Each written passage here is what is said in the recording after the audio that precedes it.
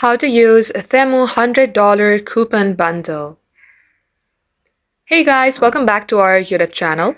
Without any further delay, let us get started. First of all, let's go ahead and open up our Temu application from our device. Then get logged into your specific Temu account. Just as you do so, you will see various offers. Now, in order to redeem or use your $100 coupon bundle, first of all, you have to add something to your cart. Let's go ahead and add this item. Select the quantity, the sizes, the color, then tap on Add to Cart.